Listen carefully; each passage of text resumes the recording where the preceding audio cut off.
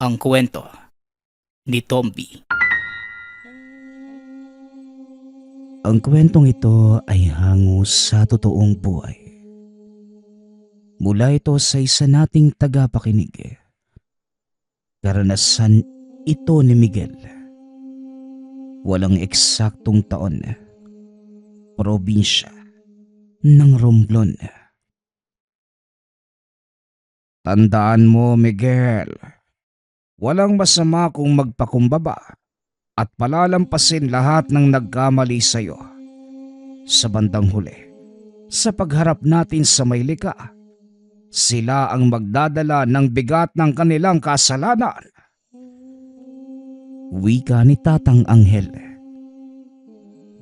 Kahit po ba sinasaktan na nila ako? Tignan mo po, Lolo. May pasana naman po ako. Tugon ng batang si Miguel. Kahit na iho, hayaan mo lang sila. Magsasawa din ng mga yan. Alam mo ba, Lo? Tinatawag po kayong duwag sa bayan. Walang problema sa akin ng tawaging duwag. Ang bahalaga po, hindi ka nakakapanakit ng iba.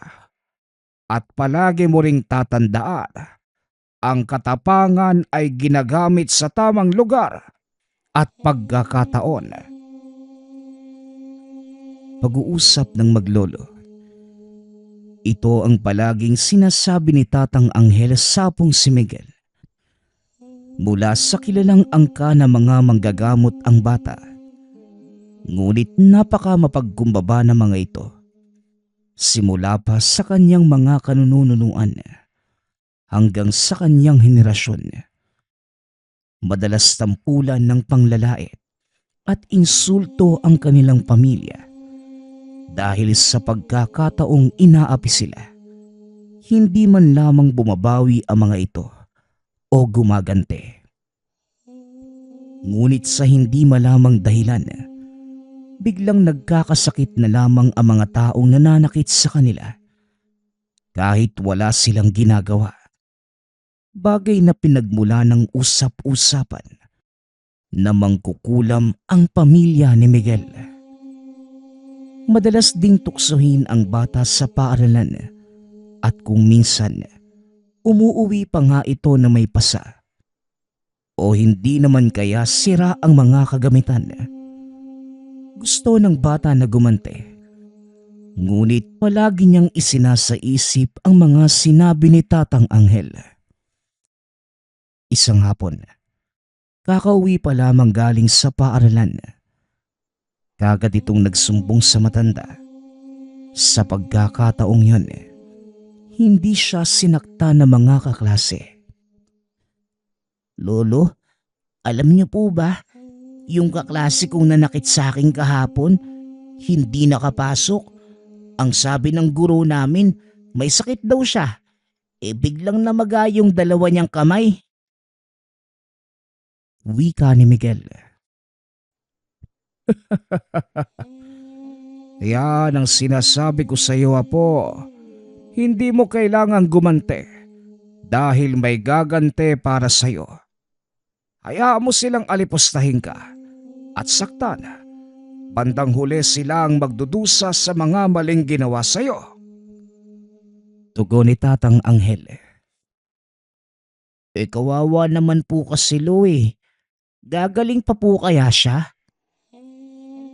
Depende kung matututunan niya ang aral na ibinigay sa kanya. Aral, Lolo? Ano pong aral yun? Sa tamang panahon na po, malalaman mo din ang lahat. Sa ngayon maglinis ka na ng katawan at kumain ng merienda. Gumawa ng masarap na kakanin ang Lola Maria mo. Wika ni Tatang Anghel. Hindi alam ni Miguel ang totoong nangyayari. Ni minsan, hindi ito binanggit ng mga nakakatanda sa kanya.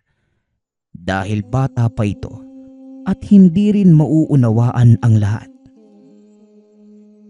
Hindi kaya mas mabuting malaman na ni Miguel kung ano talaga ang nangyayari para naman hindi na siya nagtataka.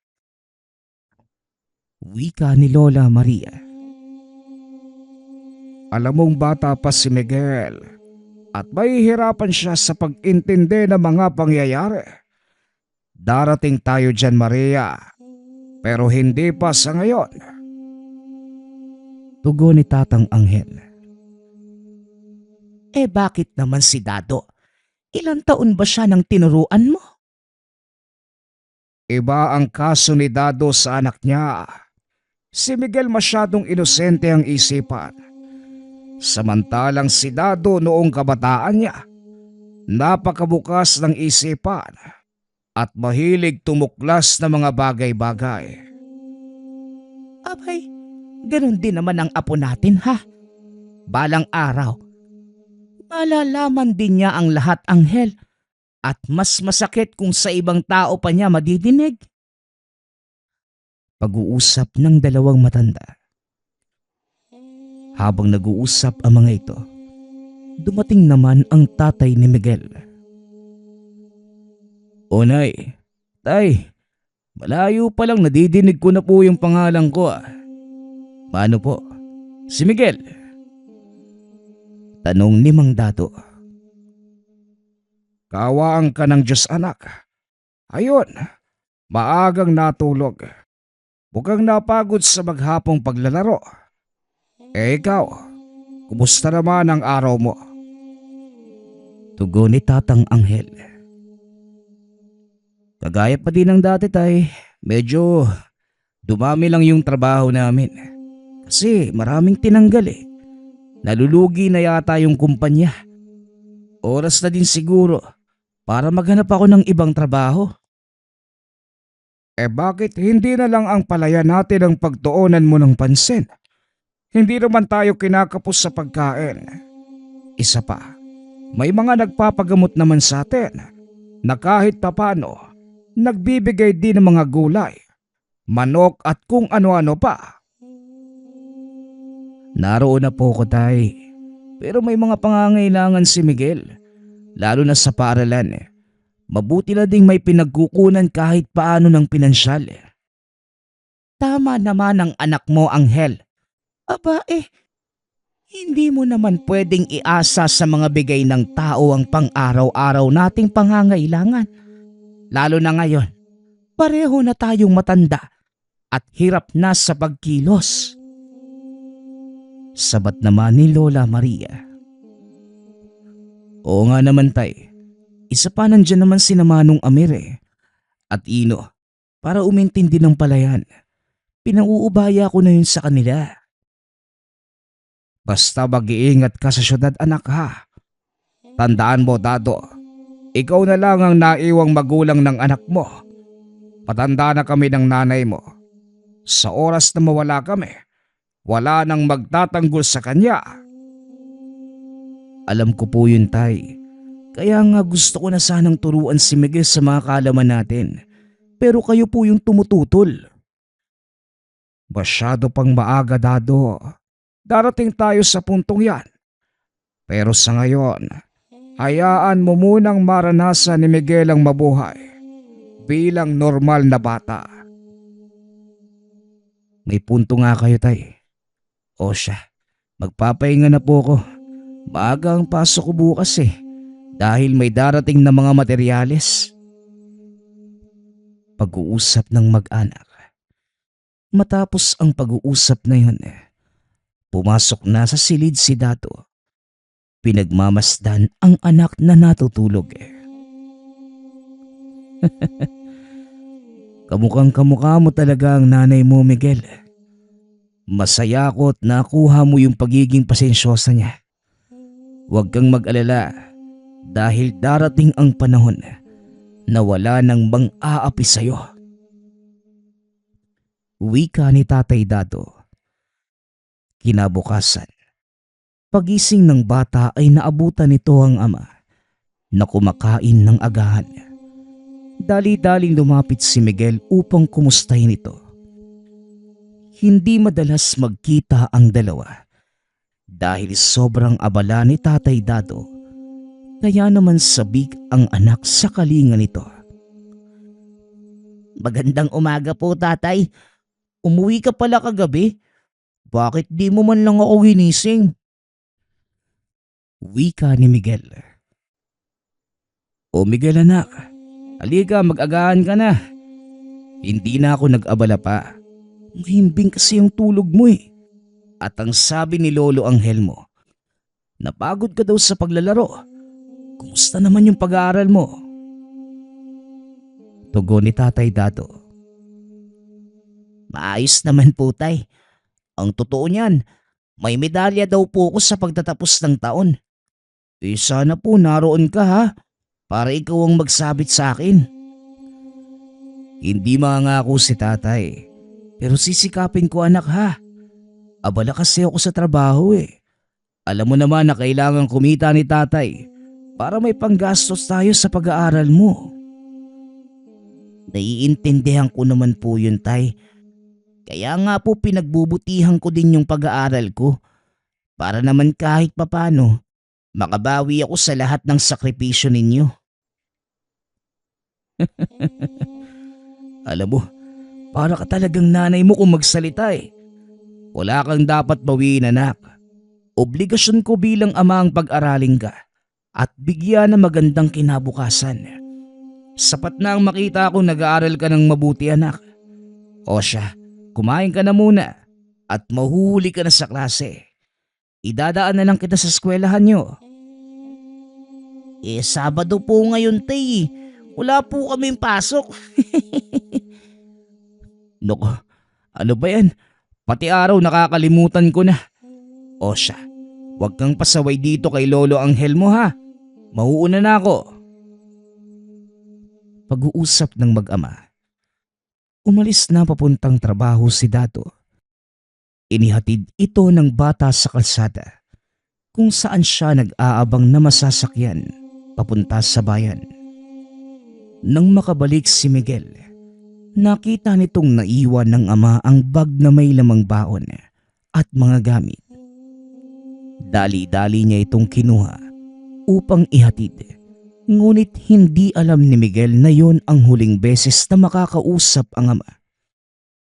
Nadatnan niya itong pinagtutulungang gulpihin ng ilang kalalakihan at halos gumuho ang mundo ni Miguel nang makita nitong sinaksak sa leeg ang kanyang ama. Matapos ay iniwan ito ng mga kalalakihan. Dala ang kanyang pitaka at ilang mahalagang gamit.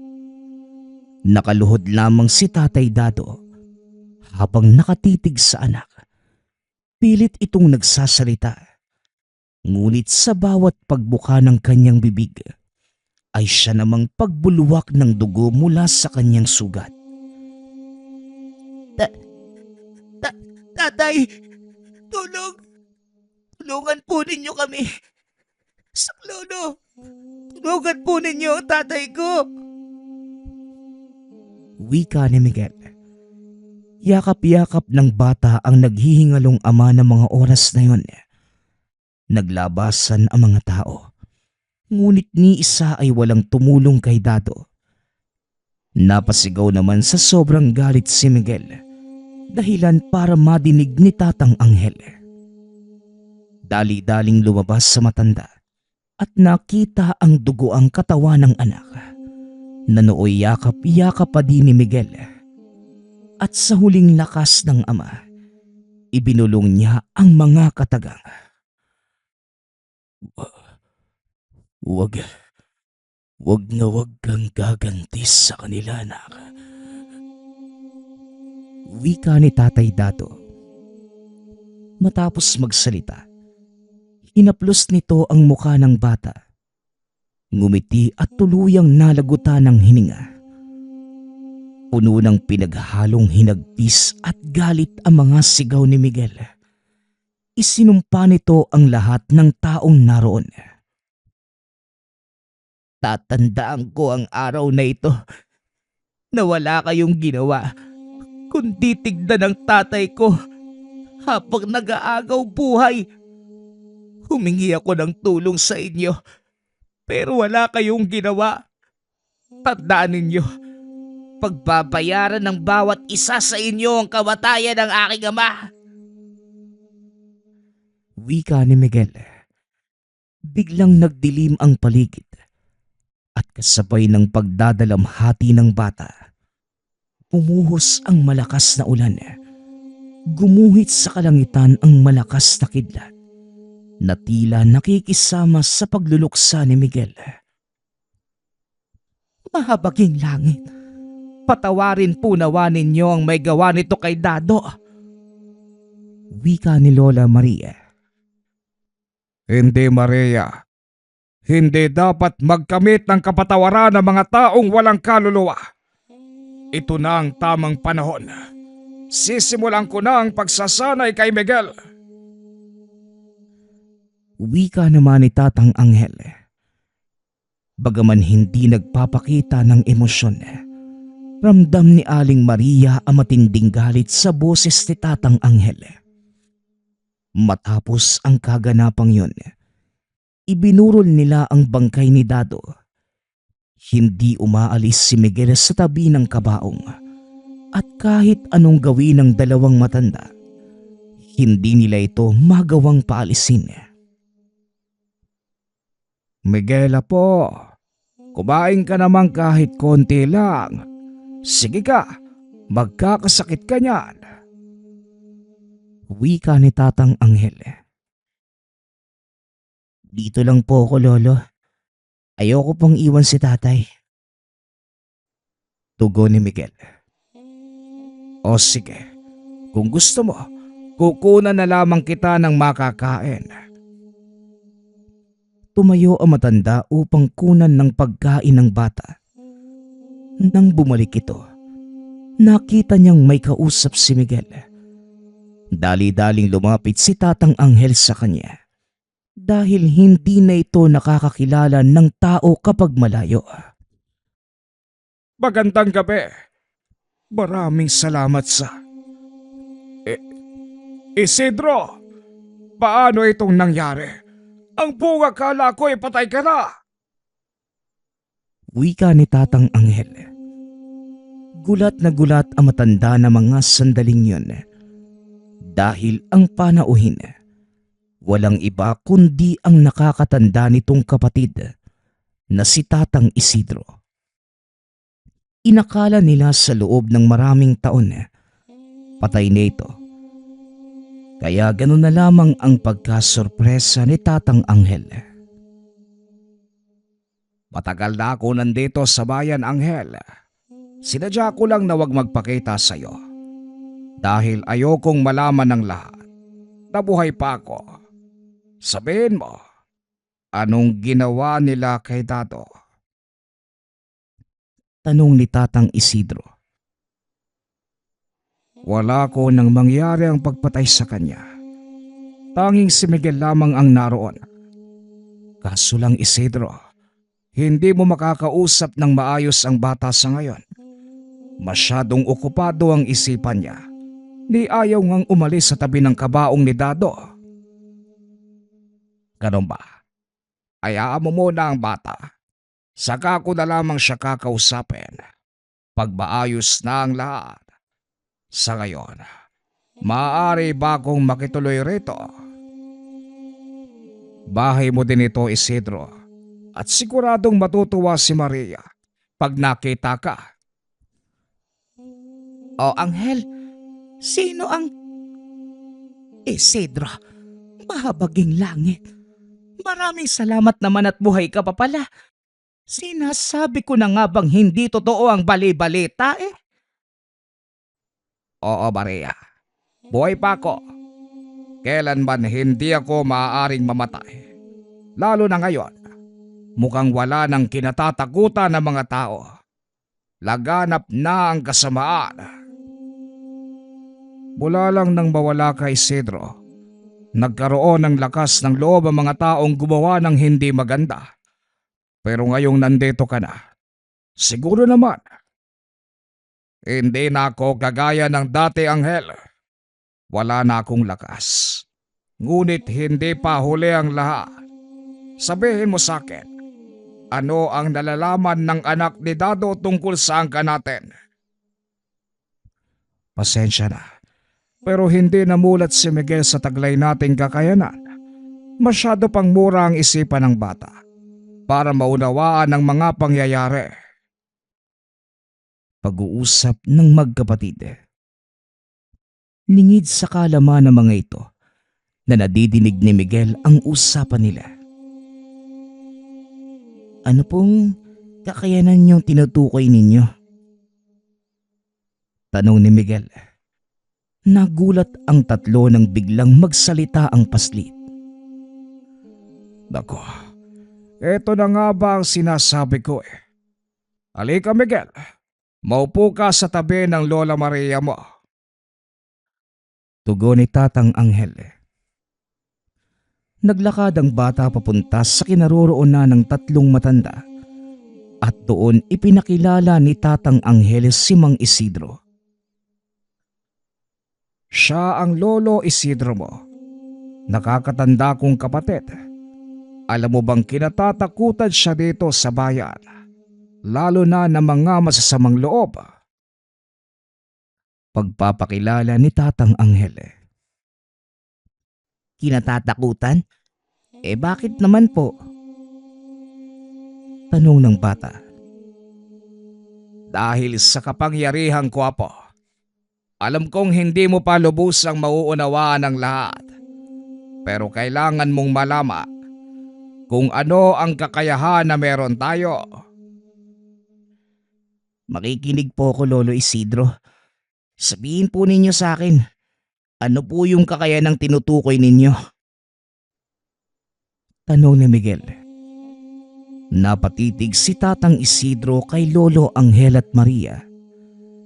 Tumango ang mag-asawa bilang pagsang-ayon sa gusto nitong gawin. Makinig ka ng mabuti Miguel. Ang lahat ng sasabihin ni Lolo Isidro mo ay pawang katotohanan lamang at iniingatang sikreto ng ating angkan. Kaya kailangan mong intindihing maigi.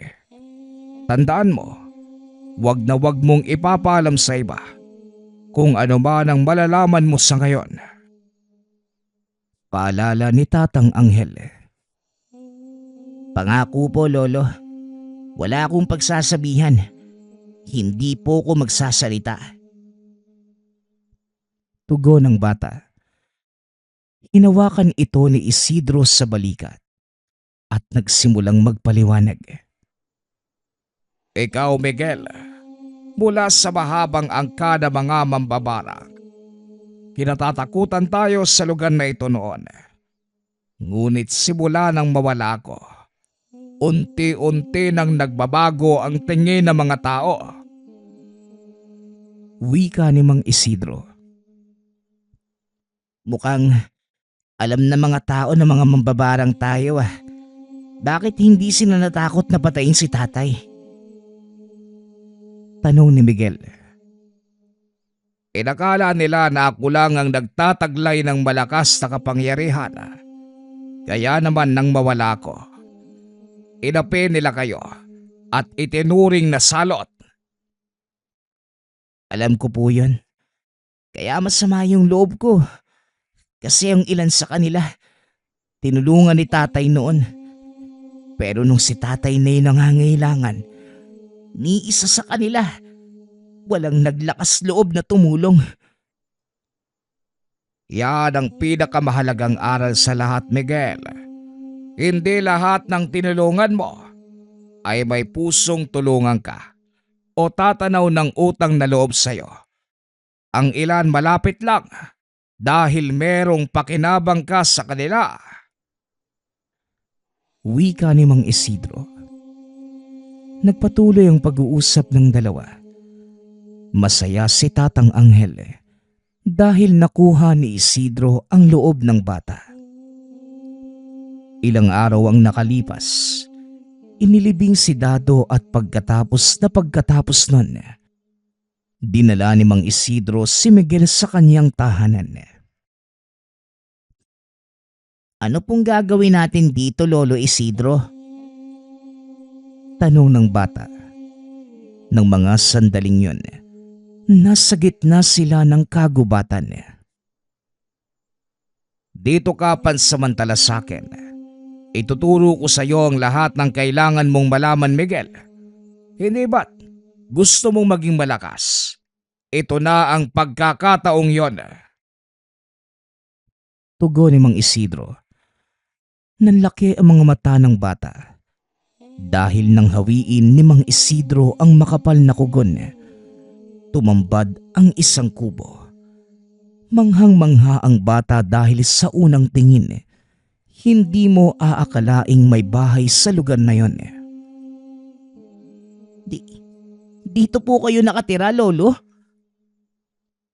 Oo, apo. Dito ako nakatira. At ito din ang lugar kung saan nagsanay ang iyong ama. Dito ka din matututo ng lahat ng tungkol sa ating angkan. Tugon ni Mang Isidro.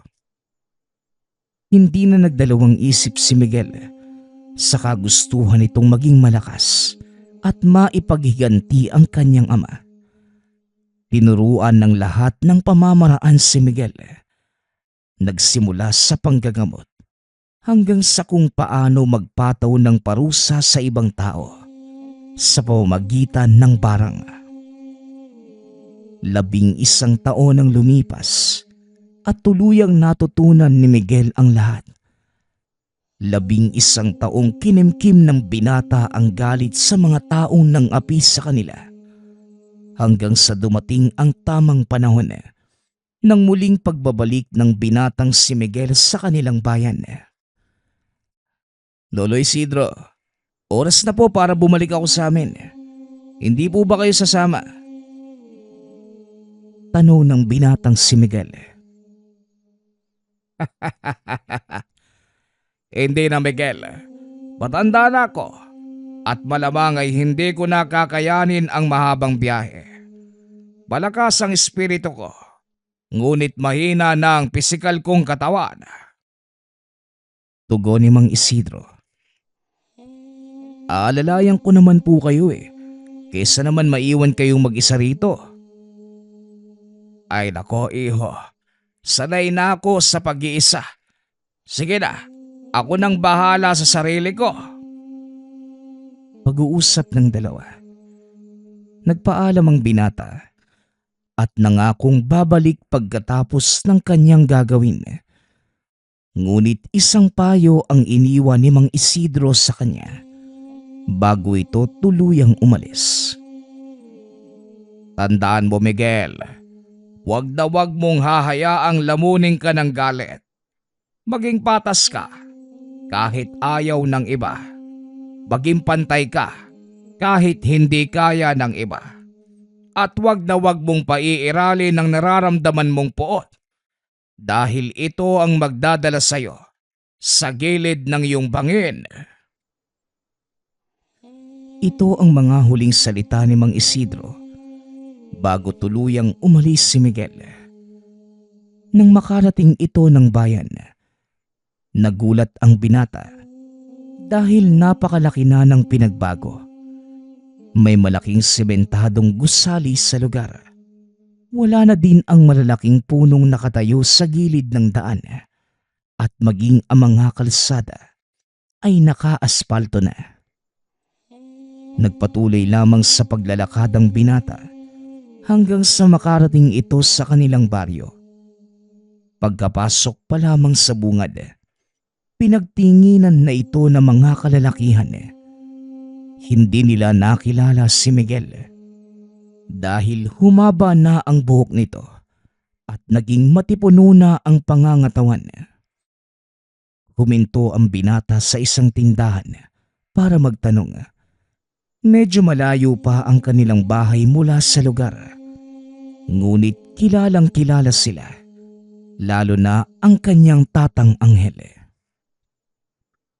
Habang nagpapahinga, nilapitan siya ng ilang kalalakihan.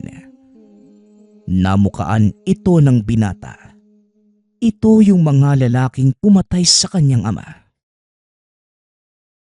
Oy bata, bago ka lang ba rito? Ngayon lang kita nakita eh. Tanong ng lalaki. Biglang nagbalik sa isipan ng binata ang mga pangyayari. 11 taon na ang nakakaraan. Ngunit pilit nitong pinigilan ang galit.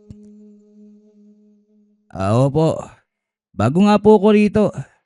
Magtatanong lang sana ako kung kilala niyo po ba si Tatang Anghel? Wika ng binata. Si Tatang Anghel, yung matandang mangkukulam ba? Oo, sino bang hindi nakakakilala sa kanya? Bakit? Anong kailangan mo sa matandang yon? Tugon ng lalaki. Wala naman po. May nag-utos lang sa akin na hanapin siya. Doon siya nakatira sa gawing dulo ng baryo. Kasama yung asawa niya. Sayang lang wala na yung apo niya dyan. Nakita niya sana kung paano namin kalagkarin yung matandang yon. Wika ng lalaki. Nagtawanan pa ang lahat at para hindi mapaghalataan, nakitawa na lamang din si Miguel. Nagpasalamat ito at nagpaalam sa kanila. Walang kamuang-muang ang mga kalalakihan na ang batang apo na tinutukoy nila. Walang iba kundi ang binatang nakatayo sa kanilang harapan. Nagpatuloy sa paglalakad si Miguel. Habang papalapit ito sa dating tahanan, nakikita na halos walang pinagbago sa kanilang kapaligiran. Naroon pa din ang mga taong mapanghusga. Ang ilan ay nagbubulungan pa, habang yung iba naman hindi mapigilan ang sarili sa pagtatanong. Hinarang ng isang babae si Miguel upang usisain. Sumagot naman ng maayos ang binata, ngunit hindi nito nagustuhan ang sunod na sinabi ng babae. Ano ka mo? Pupunta ka sa bahay ni Tatang Anghel? Ano naman ang pakay mo sa mga mangkukulam na yon? Wala nang idinulot na maganda ang pamilya ng taong yon, kundi perwisyo dito sa baryo. Lahat ng sakit at sakuna, sila ang may gawa. Kaya kung ako sa'yo, hindi na ako tutuloy. Wika ng babae. Ngunit nagpantig ang tenga ni Miguel sa sinabi nito. At sa pagkakataong yun, hindi na niya napigilan ang sarili. Anong sabi niyo? Sinisisi niyo yung lahat ng masamang nangyayari dito sa baryo sa iisang tao lang? Hindi niyo ba natanong yung mga sarili niyo kung bakit nangyayari ang lahat ng to sa inyo? Mag-iingat ka sa mga salitang binibitawan mo. Baka sa susunod, hindi ka na makapagsalita. Wika ng binata. Matapos ay nagpatuloy na ito sa paglalakad. Pagkapasok sa kanilang bakuran, kaagad bumungad si Aling Maria na nagwawalis ng tuyong dahon. Nakita nitong nakatayo si Miguel. Pinagmasdang maigi.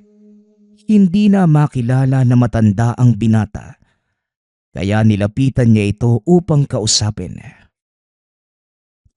Magandang hapon sa'yo, iho. May maitutulong ba ako? Sinong hinahanap mo? Tanong ni Lola Maria. Napangiti na lamang si Miguel at dali-daling niyakap ang matanda. Lola Maria, ako po ito si Miguel. Kumusta po kayo? Tugon ni Miguel. Nagulat ang matanda at kagad kumalas sa pagkakayakap. Miguel, apo, ikaw na nga ba yan? Ang laki mo na at hindi kita nakilala. Medyo malabo na din yung paningin ko. Halika, pumasok ka sa loob at siguradong matutuwa si Lolo Anghel mo. Wika ni Lola Maria. Hinila ng matanda si Miguel papasok ng tahanan. Nakita ng binata si Tatang Anghel na nakaupo sa sala. Nakabenda ang mga paa at may nakaalalay na saklay sa tabi. Punong-puno din ng galos ang katawan at mukha ng matanda. Oh, Anghel, nandito pala ang apo mo. Wika ni Lola Maria. Sinong apo, Maria? Abay, kakalis lang ni Ninyo ha, para bumili ng bigas. Ang bilis naman yata niyang makabalik. Tugon ni Tatang Anghel. Hindi si Ninyo, kundi si Miguel. Ay nako, yan ka na namang matandang huklobang ka. Sinabi ko na sa'yo na hindi na babalik si Miguel. Masaya na yon sa buhay na meron siya ngayon. Ay nako, Anghel, hindi ako nakikipaglokohan sa'yo. Nandito nga ang apo mo. Miguel, pasensya ka na at hindi na nakakakita ang Tatang Anghel mo. Wika ni Lola Maria. Nagulat ang binata nang madinig ang sinabi ng matanda.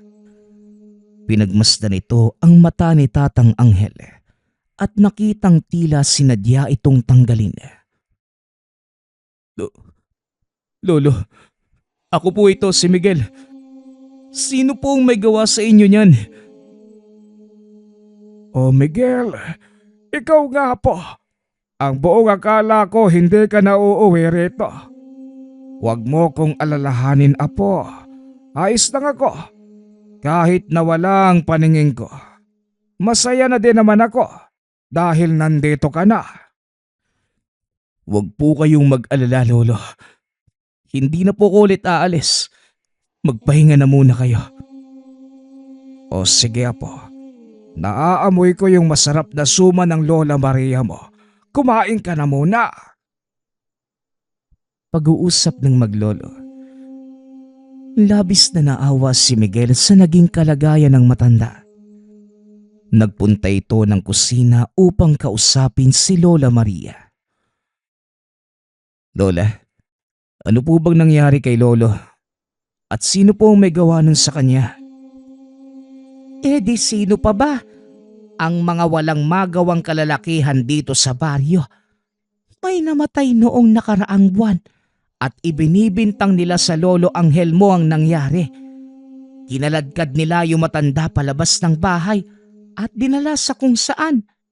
Kinabukasan, natagpuan na lang namin dito si Anghel na nakasandal sa puno.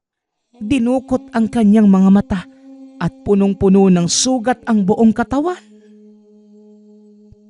Pagsasalaysay ni Lola Maria. Dagdag pa nito, sinabihan na ni Aling Maria na gumanti sila. Ngunit mariing tumutol si Tatang Anghel. Lola, hindi pa din po ba nababali yung prinsipyo ni Lolo na kahit ganyan na yung ginawa sa kanya, ayaw pa din niyang gumanti? Pero ngayon, humanda sila sa akin. Simula sa araw na ito, maniningil ako sa lahat ng ginawa nila sa atin. Tugon ng binata. Habang nag-uusap ang dalawa, bigla namang may dumating na isang paslit. Lola, nandito na po yung bigas oh. Pasensya na po, kamunti ka ng matapon. Pinagdiskitaan na naman ako ng mga bata dyan sa kabilang kanto eh. Wika ng bata. Nakita ni Miguel ang sarili sa batang yun, dahilan para mas lalo itong magalit. O sige ninyo, ilapag mo na lamang dyan. Siya nga pala, ipinakikilala ko sa'yo yung manong Miguel mo. Anak siya ni Tio Dado mo. Miguel, siya naman si Ninyo. Kumusta po? Kayo po pala yung batang nasa larawan? Wika ni Ninyo. Ako nga. Halika, gamutin muna natin yung mga sugat mo. Tugon ni Miguel. Naupo ang bata sa tabi ng binata. Naglabas ng lana si Miguel at pinahid sa mga galos nito. Aray, mahapdi po. Daisy mo lang, mamaya gagaling na yung mga galos mo. Huwag kang mag-alala, malapit nang matapos yung pananakit nila sa'yo. Nandito na ako eh. Ewan ko lang po Manong ha, pero halang po yung kaluluwa ng mga tao dyan sa labas. Galit sila sa pamilya natin. Hindi ko nga alam kung bakit eh. Basta magtiwala ka lang sa akin. Simula ngayong gabi, unti-unti na silang matatakot sa atin. Wika ni Miguel. Matapos ang pag-uusap, umalis na si Nino upang maglaro. Kinausap naman ni Lola Maria si Miguel tungkol sa mga sinabi nito. Miguel, sigurado ka ba sa gusto mong gawin? Tanong ni Lola Maria. Panahon na po, Lola. Siguro, para malaman ng mga tao na hindi nila tayo dapat api-apihin. Tuturuan ko po sila ng leksyon na hindi nila makakalimutan. Tugon ni Miguel. Mag-iingat ka lang, Apo, dahil hindi mo alam ang takbo ng utak ng mga tao. Ako na pong bahala, Lola. Pag-uusap ng dalawa. Kinagabihan, matapos maghapunan, lumabas ng tahanan ang binata upang simulan ang kanyang plano.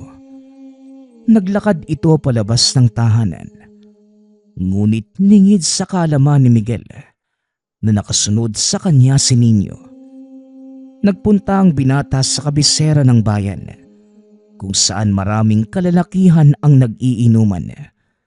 Sinadya nitong makita ng mga tao at naghintay kung ano ang gagawin sa kanya.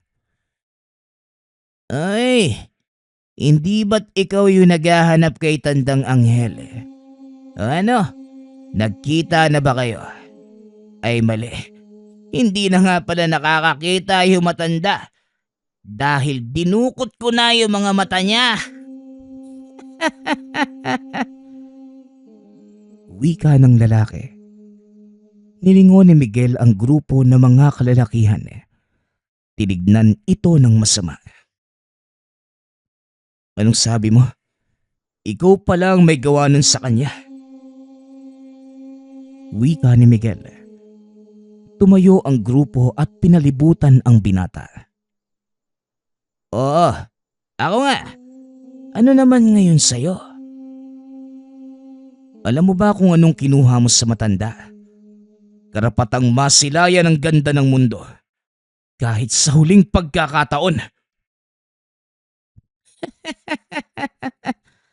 Wala akong pakialam. Isa pa, wala na din naman siyang pakinabang eh. Ano pa ba ang silbi ng mga mahihinang matanda? Dapat nga magpasalamat pa siya. Magpasalamat? Bakit? Sa tingin mo, ano yung dapat niyang pasalamatan sa ginawa mo? Aba, matapang kang magsalita. Bakit, sino ka ba? Dayo ka lang naman dito ah. Dayo? Kilala kita, Rigor. Noon, ako yung pinagdidiskitahan mo. Ngayon si Tatang Anghel naman. Wika ni Miguel. Nagulat ang lalaki na mapagtanto na ang kaharap. Walang iba kundi si Miguel. Miguel, ikaw ba yan? Ang akala ko patay ka na. Pero maganda na din yon. Dahil sa wakas, may paglalaroan na naman kami. Ikinalulungkot ko. Pero ito na ang huling beses. Nagagalawin mo ang pamilya ko. Wika ni Miguel. Biglang napaatras si Rigor nang makitang nagliliwanag ang mga mata ng binata. Biglang nanigas ang katawan nito nang unti-unting gumapang mula sa lupa ang mga maliliit na uod. Napasigaw si Rigor dahil isa-isang pumapasok ang mga ito sa kanyang balat. Tatakbo pa sana ang mga kasamahan, ngunit hindi rin sila nakaligtas sa balasik ni Miguel. Nang mga oras ding yun, kinain ng mga makamandag na insekto ang laman ng grupo ni Rigor. Nakita ito ng lahat at hindi umalis sa lugar si Miguel para malaman ng mga taga-baryo na siya ang may gawa nun. Simula ng araw na yun, kumalat ang nangyari sa baryo at unti-unting natakot ang mga tao. Natigil na din ang pangapi nila sa pamilya ni Miguel. Ngunit gayunpaman, hindi pa rin huminto ang binata hanggat hindi niya napagbabayad ang lahat ng nagkasala sa kanila. Taon din ang lumipas. Tuluyang naging payapa ang buhay ng pamilya ni Miguel. Nasaksihan rin ninyo ang lahat ng ginawa nito. Sa pagdaan ng ilang buwan, nagpasya ang binatang bumalik sa kabundukan kung nasan si Mang Isidro. Ngunit bago ito umalis, binilina ni Miguel ang nakababatang pinsan. Ninyo, wag na wag mong pababayaan sina lolo at lola ha. Ipagkakatiwala ko sila sayo. Wika ni Miguel. Ako na pong bahala sa kanila, Manong. Mag-iingat po kayo ha. Sana pagdating ng araw, turuan mo din po ko kagaya ng ginawa ni Lolo Isidro sa'yo. Tugon ng paslit. Huwag kang mag-alala. Tuturuan kita pagdating ng tamang panahon. Sa ngayon magpakabait ka muna ha. Matapos kausapin ng bata, kagad na itong umalis. Nagdaan ng maraming taon. Hindi na muli pang nagpakita si Miguel sa lugar. Walang nakakaalam kung ano ang totoong nangyari. Ngunit malaki pa rin ang pananalig ni Nino na muling babalik ang kanyang pinsan para iparanas sa mga masasamang loob ang higante ng aping mambabarang. Nagpapasalamat nga pala ako sa lahat ng sumusuporta sa ating channel. Nawa ay patuloy niyong suportahan at pakinggan ang ating mga kwento. Hanggang sa muling pakikinig. Paalam.